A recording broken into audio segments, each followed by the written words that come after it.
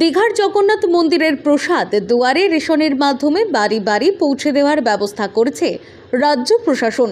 প্রশাসনের নির্দেশে রাজ্যের বিভিন্ন ব্লকে চলছে প্রসাদ বিতরণের কাজ।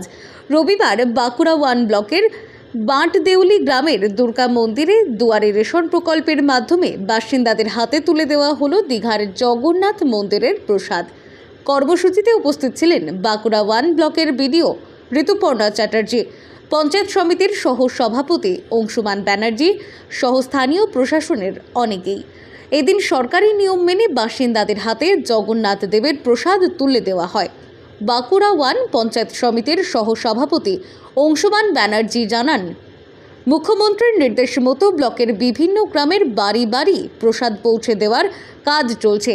পরবর্তীতে এলাকায় আরও বিভিন্ন গ্রামে প্রসাদ বিতরণ কর্মসূচি রয়েছে।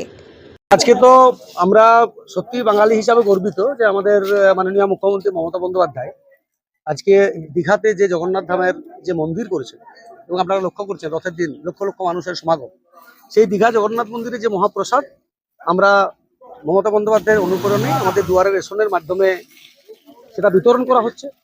তো সেই রকমই আজকে বাঁকুড়া 1 নম্বর ব্লকের আন্দারতল অঞ্চলের যে এমআর শপ আছে, সেই এমআর শপে আপনারা দেখেছেন বিডিও ম্যাডামও উপস্থিত ছিলেন, আমিও উপস্থিত আছি, আমার এখানে নির্বাচিত সমস্ত জনপ্রতিনিধি সবাই উপস্থিত আছেন প্রশাসনের তরফ থেকে।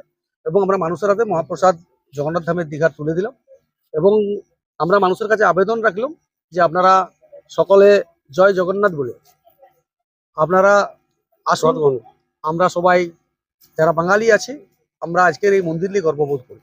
ইতিমধ্যে প্রসাদ কি গ্রামের সমস্ত মানুষ বিতরণ করা হয়ে গেছে? প্রসাদ বিতরণ চলছে, কারণ আপনিও লক্ষ্য করছেন যে প্রসাদ বিতরণ আমরা শুরুতে ছিলাম, প্রসাদ বিতরণ চলছে এবং গ্রামের প্রতিটা পরিবারই এই প্রসাদ পাবে এবং এটা প্রশাসনের তরফ থেকে দুয়ারে রেশনের মাধ্যমে পৌঁছে দেওয়া হচ্ছে। Bureau report, Bankura.